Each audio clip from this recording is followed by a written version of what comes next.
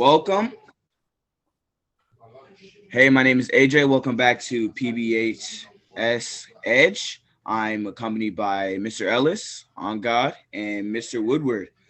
So last week we had some good games. You saw my Seahawks lose, but I know you guys saw that double punt.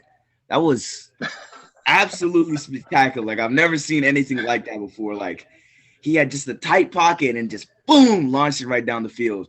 Um, I don't know if I've ever seen anything like that, or don't even know if that's legal. But hey, it happened. But my our defense just got shredded. Just like as I said, we just have no defense. And Matthew Stafford was just doing whatever he wanted, throw the ball downfield, doing whatever he wanted to hand the ball off, and we just didn't play defense. I think last week I was able to see myself or confirm for myself that I have better defensive play calling on Madden than Jack Del Rio has in real life. I don't know what goes on his mind to do press coverage on our own at the 50-yard line with like 5 seconds left against Jameis Winston of all people. We know what their game plan is. They're gonna throw a Hail Mary. And you decide to play press coverage. That's like the one of the 10 times you did it all game. Besides that, you want to play like a little baby and play zone coverage. But last week we just saw our secondary is horrible and it's just abysmal. We got to fix it up. We saw a loss to the Saints. If we don't fix it soon, the Chiefs are just going to destroy us. Yeah, last week was an interesting week for the four of us that are here, and I guess we're lucky in a way that Rashav's not here. We're never lucky not to have him with us, but he would be glowing through the screen. I don't think he'd be able to see any of us after that performance last week by his team in the second half. But I was pretty pleased with the Pats coming away with a win last week. When you got a rookie quarterback like Mac Jones, he just kind of carries himself like a veteran, and I think that's what I really like to see. I would love to see the Pats make the playoffs this year, and I think there's an outside chance it could happen. But what I really like is to see his development and see the development of some of the guys on offense and defense that we're going to need next year. And so I by no means want to write anything off, but what I really enjoyed last week was they struggled against a team they should have beaten pretty easily, and he helped carry them through it. We have a leader on defense from Hightower, but our new guy is Matthew Judon, and he is really bringing it, and he's bringing his enthusiasm and his effort and his attitude to the defense. And Mac Jones is being a leader on offense, and I'm happy with what happened last week because in the end, you got to get the win, and that's what we did. Yeah, just get the win. It's nice to get a win too. It's been rare these days. That said, speaking of guys that are on the up and ups, you got to give it up to Norge. Big Norge out there, yeah. Norge is dicking around the end there. Definitely looks terrific out there, man. I mean, just fighting for every yard. I mean, even times where he stopped in the backfield, he managed to get 1 or 2 yards, and we haven't had a running like that back like that since Lev. So it's exciting and encouraging. At the same time, the defense was gassed late because again, we've had injuries, but we've also had guys that sat out the entire preseason while waiting to get paid $30 million who got very tired in that game. To be continued Sunday night. All right. So for our first game that we're going to be covering, it's going to be the Bucks going up against the Eagles. So for my prediction for this, I just haven't seen enough from the Eagles, just at all. This is just going to be a complete walkthrough for the Bucks. It's going to be just no problem. Jalen Hurts, I haven't seen enough from him.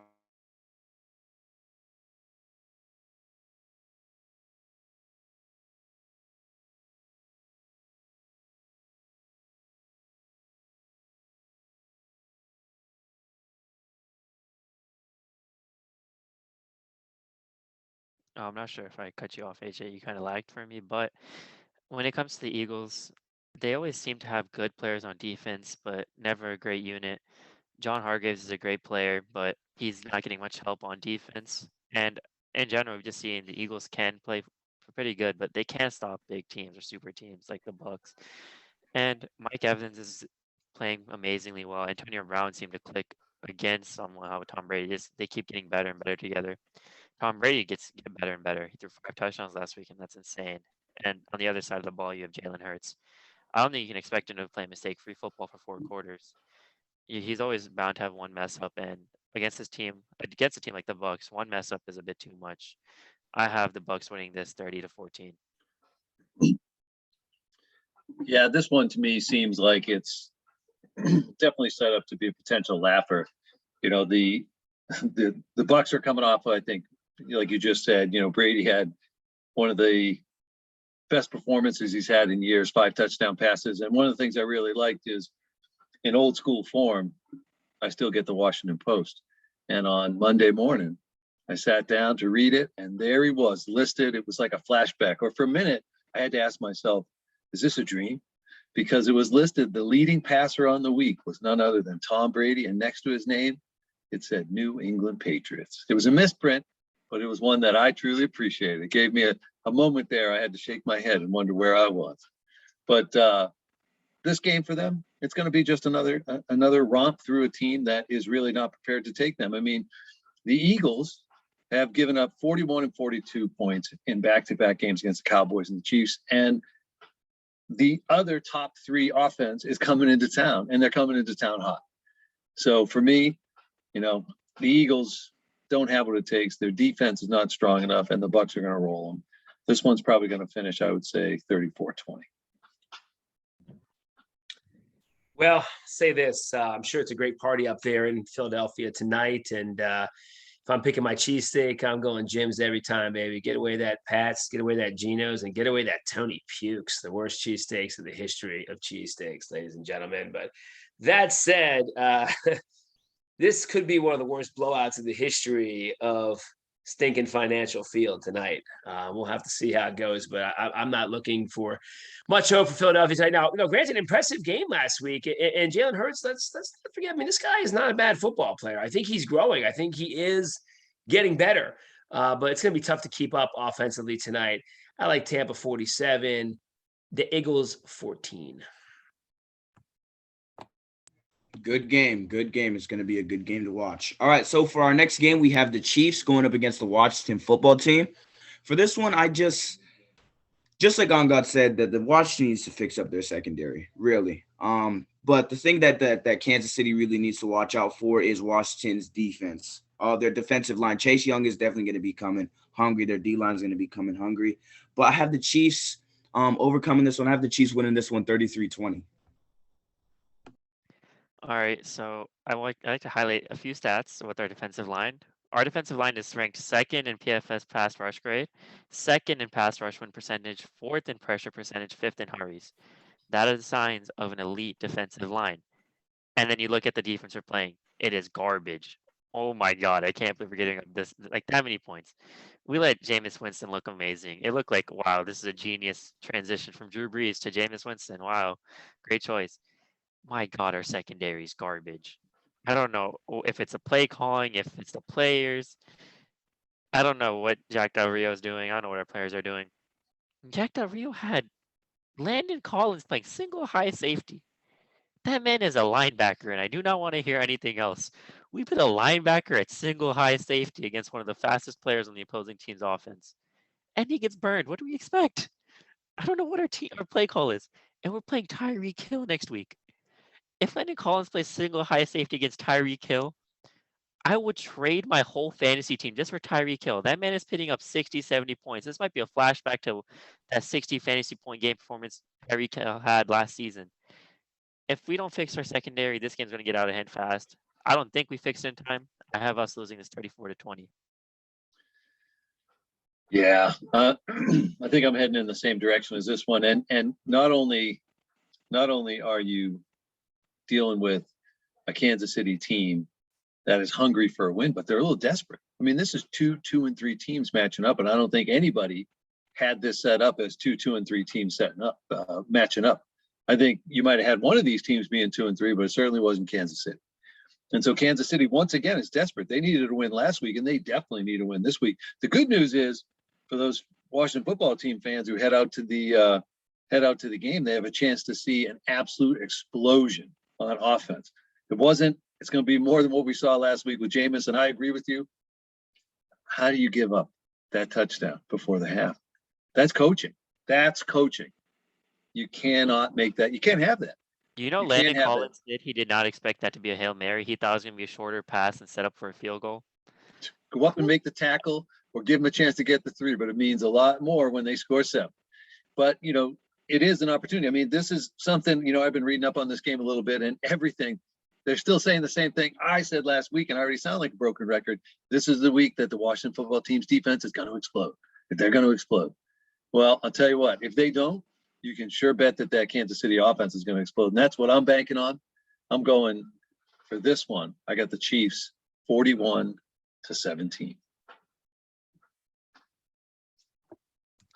Yeah, it's going to be KC East over here. Okay, gentlemen, I'm just going to let you know. It's definitely going to be red, hot, and blue for those Washington football team fans that are in attendance in this one.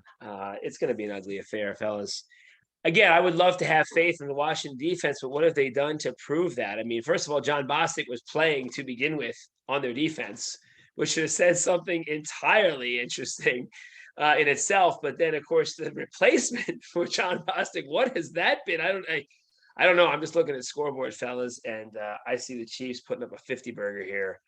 I like KC 5-0 and Washington football team 27. Take the over. Scoring. You go, Mr. Wu. I'm sorry, but take the over. That is a number. And Mr. Yes, Ellis has picked. Mr. Ellis has 2 teams scoring over 45 points, I think, this weekend, right? That's right. Excellent. That's some good TV right Don't worry, there. that average is going to drop quickly. We got a few games coming up, including one on Sunday night. It's going to bring that average way down. True. All right, so for our third game, we have the Chargers versus the Ravens. Now, everyone saw Lamar 442 yards, a career high passing yards. They were from 19 points down with that 31-25 overtime win over the Colts. All right, it's the Colts, man. It's the Colts. It's the Colts. You know who their quarterback. That's all I'm gonna say. But if Washington can allow the Colts to get 25 points, what could the Ravens let the Chargers do? Justin Herbert is hot right now, but I have the Ravens overcoming this one. It's also going to be another nail biter. It's going to be the score.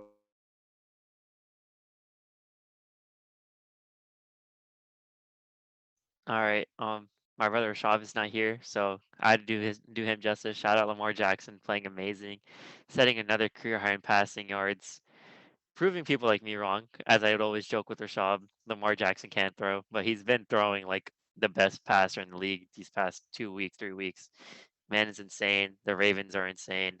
Their running game just did not perform. They didn't show up against the Colts. But as AJ said, it was the Colts. Their quarterback is Carson Wentz. I'm surprised the Ravens let the Colts do that well against him. And then this week, the Ravens are playing Justin Herbert, who might be the second hottest quarterback in the league. And their offense is just pitting up points at will. We saw them against the Browns, but also in that game, we saw their defense doesn't know how to play defense. And so the Ravens will take advantage of that. I think this could be another high-scoring game. Those Chargers might find themselves in shootouts back-to-back weeks, but I have the Ravens winning this one 40. Oof, I want a high-scoring game. I have them winning this 40-30. Wow. That would be a high scoring game right there. But you're right. You've got the 2 of the hottest quarterbacks in the league, not named Kyler Murray. And I think you got to put Dak Prescott in that mix now too, as I fear him coming up this week in New England is going to be another quarterback we'll be talking about. But protecting your jinxes, good job over there. True New Englander. The truth of this one is this is a game worth watching. This is a game with 2 quarterbacks who really are at the top of their game.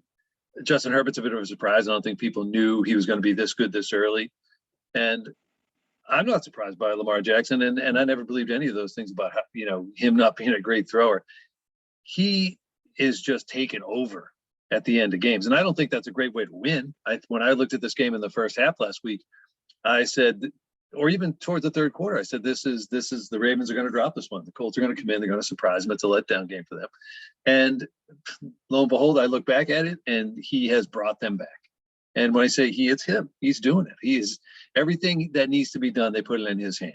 John Harbaugh should just say, go get him, Lamar. Pick what you want to do. You know the players. You know the vibe of the game. You just go ahead and make it happen. That might be how they're calling their offense. So that's why I can't pick against them. As I've told you guys many times, I can't stand picking the Ravens. I want to pick the Ravens to lose by shutout every single week as a Patriots fan, what they've done to us over the years. But you got to respect success. You got to respect the play. So I can't pick against the Ravens right now. I got to go with Ravens, not quite as high scoring, but I see this one being a tight matchup because that's what the Chargers tend to play. And it looks like the Ravens are playing those tight games too. I see the Ravens taking this one at home, 31-30. Man, it's tough going last because like y'all are kind of pinning on the corners, but I do think it like this, guys. The Ravens offense has been slow to start in several games this year, right? And I think this is the game where it catches up because they could afford to have 10 points for 3 quarters against a bad Colts team. But against this team, you think you can afford to do that? I don't think you can. At least the way they're playing right now. I mean, again, I should take experience. I should go with Harbaugh. I should think that Harbaugh is going to find a way to solve the puzzle here defensively against the Chargers, but I don't think he has the horses right now. I just don't. You look at that glaring hole he's got in the secondary at corner where Marcus Peters was. It's a glaring hole. Let's be real. It's a glaring hole. It's creating matchup problems for them in the running game, which was allowing the Colts to gash them on the ground because Wentz was able to kind of read what they were going to do with the line. And when you have a guy by the name of Patrick Queen out there playing for you Ravens, he's not that good. He's maybe a step above Jarvis Jones with the Steelers, who was cut after 3 years. This guy's lost on the field, man. And I'll say that Herbert's going to take advantage of that. But I do think it's going to be low scoring. I like the Chargers to win this game 23-16. And I think the Ravens are going to come back to get bit by these slow starts. And this offensive line for Baltimore as well has been masked by Lamar's incredible play. They're not very good, and this week it's going to show up. Yeah, so a couple weeks ago, I think Mr. Woodward predicted that that Justin Tucker would kick a 70-yard field goal. At altitude. At altitude. He never got the chance. They didn't need it. He's saving it for Heinz Field. All right, so for our next game, we got Coach Nee's Dallas Cowboys going up against Mr. Woodward's New England Patriots. So for this game, Dak Prescott topped 300 yards for the second time this year, and Ezekiel Elliott ran for 110 yards. But for New England, they snapped their 2-game losing skid, and they overcame a 13-point hole to beat the Texans. New England's 352 yards, which is a season best. They're clicking. Like I said before, Mac Jones is a Patriot system quarterback. He fits with New England's system. He fits with Belichick's system way better and a lot better than Cam Newton could ever do. No matter how many podcasts Cam Newton could go on and say, well, there's not 32 quarterbacks that are better than me. You just didn't fit New England's system, all right? It's like they literally had to reshape the entire playbook just to fit your type of play. But for this game, definitely expecting an offensive explosion from both teams. Definitely going to be a game to want to watch the quarterbacks, but I have the Cowboys winning this one 28-13. I don't see an offensive explosion from the Patriots. I see it from the Cowboys. This Cowboys offense is nothing short of a juggernaut. That hurts saying that because I hate them with all my heart. But you got to call a spade a spade. They're playing amazing. Dak Prescott is playing at all-pro level. Ezekiel Elliott stepping it up. And their wide receiver corp is potentially the best in the league with Amari Cooper, CeeDee Lamb, just a few names. And they're just playing amazing. And then on the other side of the ball, the Patriots, they're a good team, but I can't find many reasons to not call them mediocre. No disrespect to you, Mr. Woodward, because they're just not the best team. And also, the Cowboys have a stud in Trayvon Diggs. I don't think he is amazing, but he plays high risk, high reward, and he's been getting the high reward side a lot. But he's been getting burned on some plays. And I don't think Mac Jones is going to be the type of quarterback to make him pay for that. He's going to be the type of quarterback that falls into those traps or risks Trayvon Diggs likes to take. And I think Trayvon Diggs might get another double interception game here as the Cowboys win this one 31-20. You mentioned Trayvon Diggs. he might have the best hands in the family, which is saying something. Some of the picks that he has are just fantastic. I mean, he's laying out for these things, and he's catching and rolling, keeping the ball off the turf. I mean, that's been impressive to me. There's no doubt about it. They must have had some serious one-on-one battles back in the day, those two, unbelievable talent level in the family. But, this is a tough one because Dallas is hot. Their offense is rolling, top 3, top 4 offense in the NFL. They've got a lot of pieces they can use. The Patriots almost lost a trap game last week. And I know that we're not expecting the Patriots to blow any teams out and just be rolling as they once did.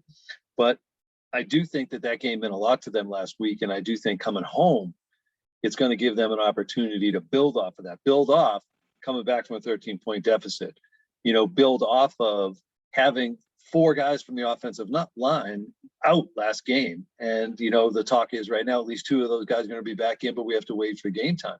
And if that happens, it's big because players on Dallas's defense, which is playing much better than people thought. I mean, Diggs, obviously, Micah Parsons, they're coming and they are making plays. The Patriots are going to have to deal with that. And I think they will. Now, it's a true home of pick, but the problem is Belichick has never lost 4 consecutive home games. The last time that happened to him, he's never lost to 4 as a Patriots coach. 26 years ago as a Browns coach, he lost 4 consecutive home games. He can't let this happen. He doesn't want to let this happen. And I don't think the team's going to let it happen. I think they're going to find a way to play defense, to limit the Cowboys, although it's hard to take away all their weapons. But I can see it happening. I think they can do it just like they did to the Bucs. They can use a similar game plan, try to keep it low scoring. They won't have the rain to back them up and slow things down. But I got to go with the home team breaking that streak of consecutive losses. I'm going to go Pats 23-21. Yeah, I think that it's Belichick time. It's Bill time. This is the Bill game. Plus, for Dallas, let's be real, man. And we don't have to pretend like we know what everybody's thinking every week, but we know human nature. And if I'm Dallas, I'm saying, man, this division's already over. I mean, it ain't even close. Like, there's a 0% chance any of the other 3 teams in this division are making the playoffs. I mean, less than 0 chance any of the other 3 teams in this division are making the playoffs. So if they're going to have a beef-it game, this looks like a perfect opportunity for that to be the case. That said, I also think that Bill, might open a cheat code for Dak because he's been playing great, but now we're talking about 4 or 5 weeks of this offense. There's been 4 or 5 weeks of tape to collect. And you know how the NFL works, guys. It's like, it goes in cycles every 4 or 5 weeks. So let's see what the next chapter looks like for Dallas.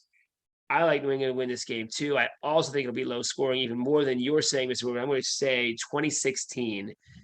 Patriots come away with this one. And Dallas just has one of those off games where they got to pick up the pieces, but there's 17 games and the division's already over.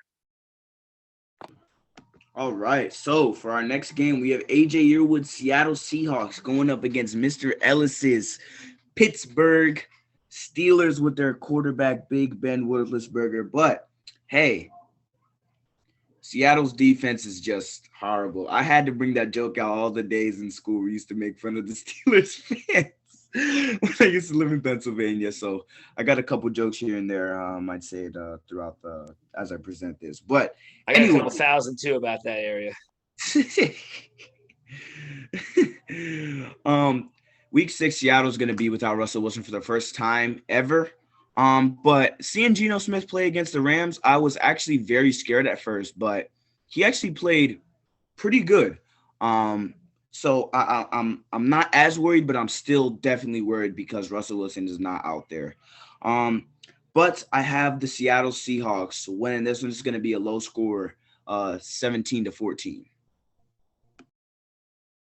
I used to be a huge Geno Smith fan back when NCAA games were a thing, and he was on the West Virginia team. Me and my brother would always play against each other, and I'd always pick Geno Smith. That man was a cheat code back then. He is not a cheat code now. I don't know what's the opposite of a cheat code, but he is that. I'm sorry, AJ. I don't see this man helping you win this game. He had a few fun drives against the Rams. I don't know how the Rams allowed him to look good, but Geno Smith is playing a Steelers defense that is not horrible, but is getting better. Mr. Ellis's biggest enemy, TJ Watt, is actually kind of doing better now. I don't want to say anything too good about him. Mr. Ellis might kick me out of the Zoom, but Yeah, their team is playing okay, and I think the Steelers defense will be able to limit Geno Smith, limit Chris Carson, who has not had a good season so far, and pull this game out 20-17. On God, I don't think you could say anything worse about TJ Watt than Mr. Ellis has got. I don't think you could top his vitriol towards TJ Watt's lack of effort and It's not being sideline worse, it's standing. being too nice. I'm giving him too much prop. Mr. Ellis Oh, is you're giving giving him too many props. Yeah, you're right. That might make him mad for sure.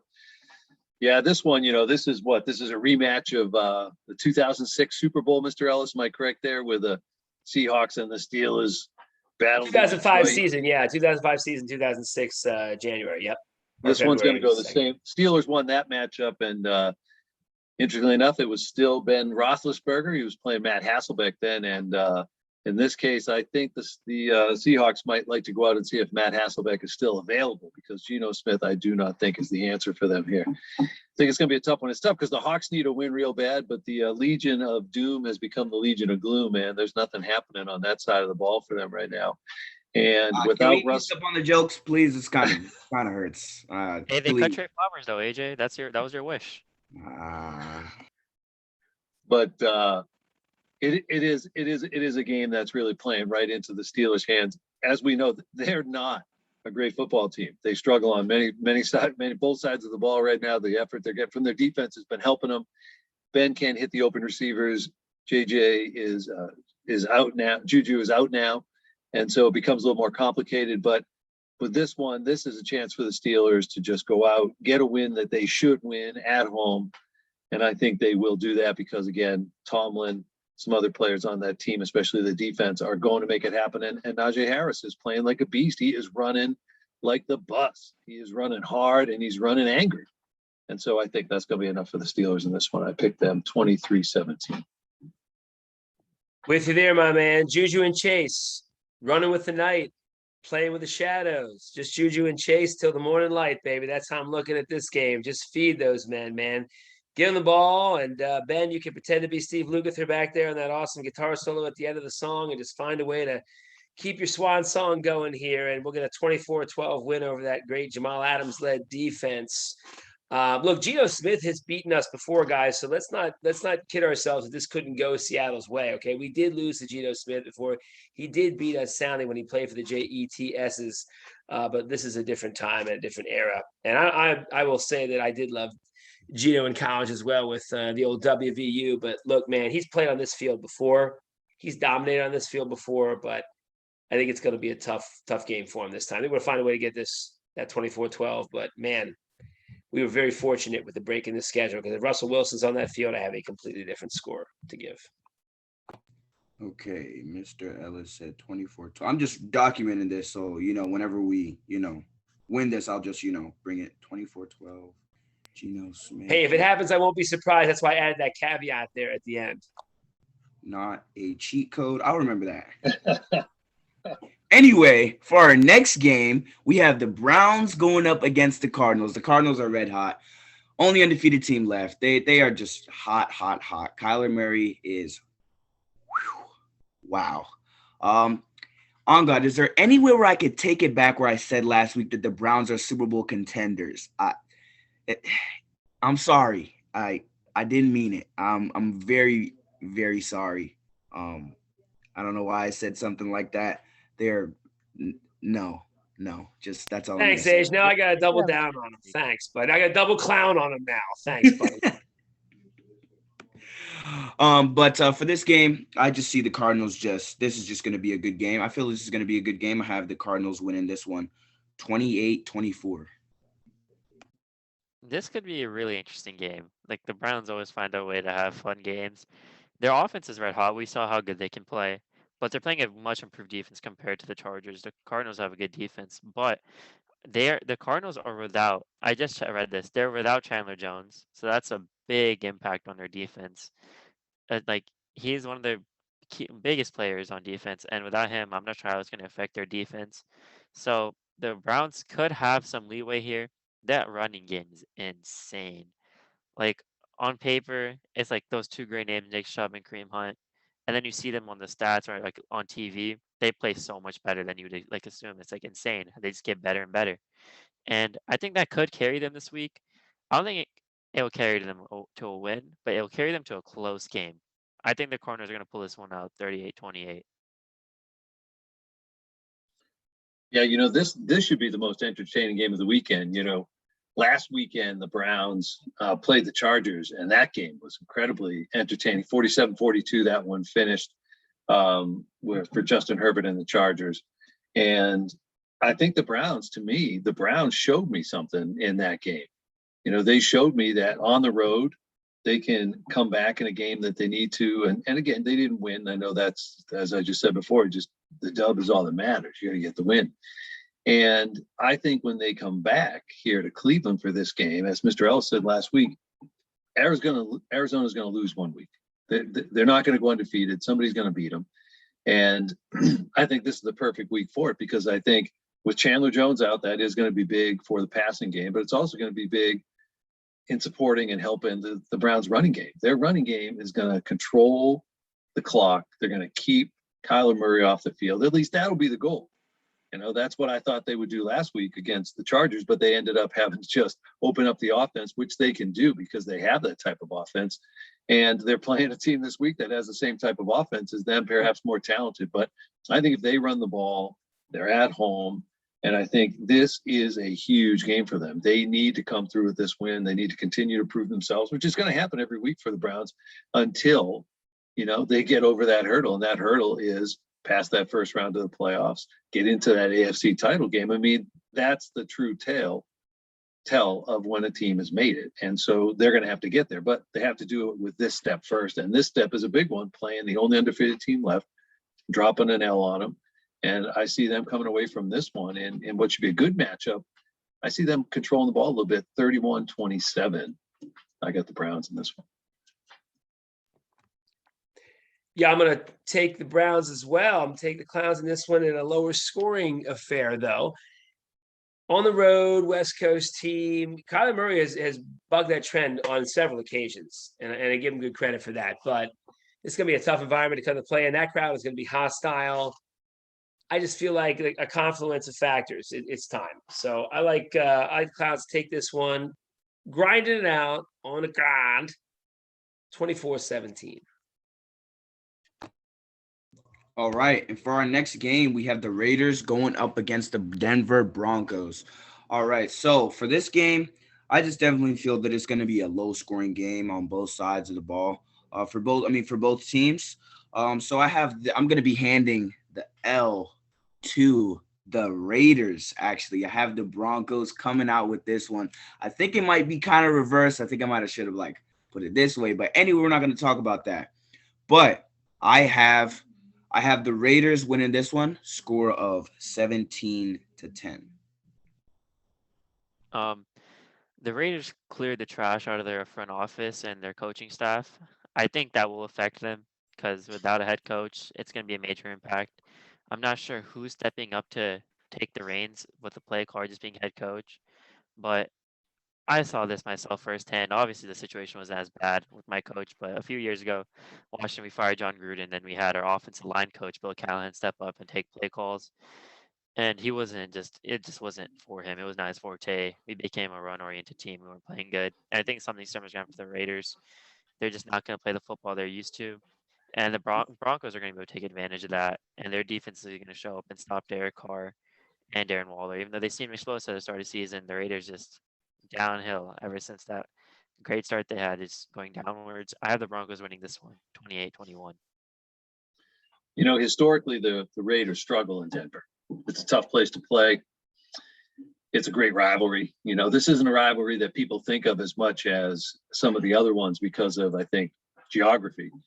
But the Raiders and the Broncos is a big rivalry, and so is everything. The AFC West, those teams really come to play each other each week. As you said, on God, they cleared the trash out of the front office. I won't even waste any time on John Gruden. And, you mentioned Bill Callahan. Bill Callahan was a coach under John Gruden when he was with the Raiders. And he took over when Gruden jumped ship and went to Tampa Bay, where he basically rode Tony Dungy's coattails to a championship, beating the team that he left. So I've never had anything of positivity really for John Gruden, but I will waste no time anymore. So in this one, I like the Broncos because the Raiders are a mess right now. And I think the Broncos at home are going to just come out and look to slam them and slam the organization, slam the old coach, slam everything it stands for. And I think they're going to pound them. I think they're going to pound them 23-13.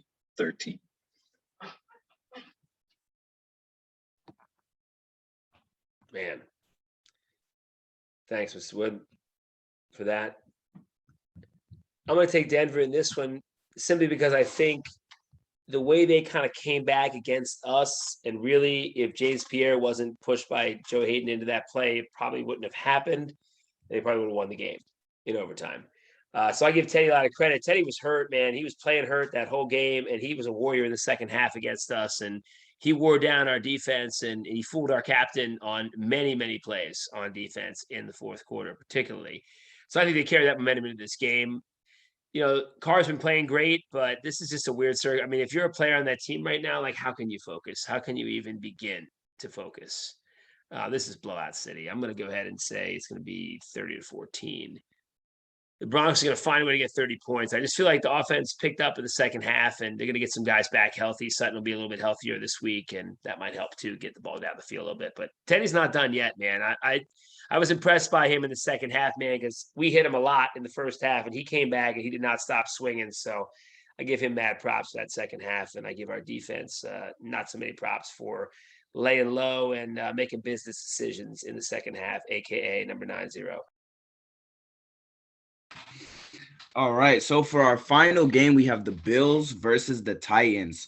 I'm not salty anymore about how Derrick Henry, completely humiliated my Seattle Seahawks. I'm also not humiliated about how Derrick Henry has his own teammates get down on the ground to be stiff-armed dummies for him in practice. If I was a grown man and I'm getting paid good money, you could never pay me to be a stiff-armed dummy. Never. It will never ever happen.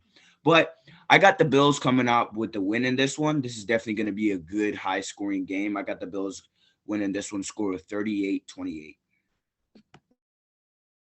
This is my blowout pick of the week. The Titans have not played no one good at passing. Like, they haven't played a good passer. And now they're playing Josh Allen. The past 3 weeks, I think they played Trevor Lawrence, Zach Wilson, and Carson Wentz.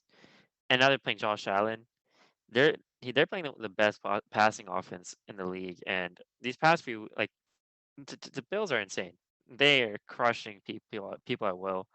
And on the other hand, the Titans haven't played a good defense. This is probably the best defense they've played all year. Their 3-2 record is a lie. I'm surprised they're 3-2. They shouldn't be 3-2. It's because they've just had a cakewalk of schedule for like the first 5. And I have the Bills coming out and winning this one pretty handedly, like all their other games. I don't see a shutout, but I see it going 40-14. Wow, more 40 numbers. You know, we've had a lot of 40 numbers here in our picks here tonight. Quick shout out to the best, in my estimation, in my pretty decent amount of time watching football, college football in particular in this case, but who I consider to be the best West Virginia quarterback of all time. And I know that I may be missing some people from the early days, but since we brought Geno Smith up, and that man's name is Major Harris, he was an absolute beast at West Virginia when I was in high school and just before I went to college. And you look up some highlights of him and he'll show you he could really play, man. Major Harris was great quarterback, West Virginia. So a little shout out to him. But in this game here, you know, I think we have a guy who has a little Major Harris in him in terms of being able to run and throw and having a rocket for an arm. And that's Josh Allen. And I know Mr. Ellis does not believe in Josh Allen. It's going to be tough for him if he is watching Josh Allen in the AFC Championship game again, and maybe into the Super Bowl and just possibly bringing that city of Buffalo some relief. But they are playing so well right now. I mean, they have outscored their opponents 156-41, and that includes the Chiefs. And I know the Chiefs are spiraling a little bit and they need to get back on the road, but They have the top scoring offense, number one ranked scoring defense. And the last time I looked, scoring is how you win games. And so Patriots for years had a bend but don't break defense and managed to win all the time with that in not a strong division. And that is what Buffalo is doing right now. They're like the Cowboys, going to walk away with the division early in the season, as the Patriots used to always do. And Tennessee, I think you're right. You make a good point. They're not a 3-2 football team. I think they're more like a 2-3 football team. And Derrick Henry, he's right there with Josh Allen in terms of dominance. And I love to watch him run, man. He is just an absolute beast. And it should be interesting to see them. But NFL today, you win through the air. As beautiful it is to watch him just run over people on the ground, this one is going to be a 38-30 Bills win. They're going to continue that roll. And maybe they might be rolling all year. I think if the Bills get to the Super Bowl, we should get Mr. Ellis a box of Josh Jack's favorite quarterback cereal. Gentlemen, I show my tallest finger to the giant molten pile of them at Wegmans in Columbia every Sunday when I go shopping there, and some Tuesdays. They literally, I think one box has been bought out of a shelf of 300 of them there at that Wegmans still. And yeah, anyway, look, guys, I almost want to save some of you guys' comments, all these lauded praises for the Bills who tell me one good team with a running game that they've beaten, right? Well, they're playing a team with a good running game, and they're going to lose this game because Tennessee's going to sit on the ball in this game. They're going to give it to Derrick Henry because this front for Buffalo is massively overrated, man. Who have they played? They played the Chiefs, okay? They didn't play great against the Chiefs. They played okay against the Chiefs. Their offense was on fire against the Chiefs. But you're playing a team that can run the football. And I still feel like, look, man, we got a long, long season. If you guys want to crown them now, go for it. But they're losing this football game. I got Tennessee winning this one, 27-23. All right. We got all our picks. All our teams are done. And so you definitely know I'm going to have another killer outro. Come on, I can't let those who are watching down. For Mr. Woodward, the guy who was 1 year old when the first ever Paint Branch newspaper was published. For Mr. Ellis, I should have showed you those. For Mr. Ellis and my Seattle Seahawks, who are two horrendous teams who are gonna play this week, and for On God, whose team doesn't have a name and has no secondary. This is Paint Branch Edge, and we are out.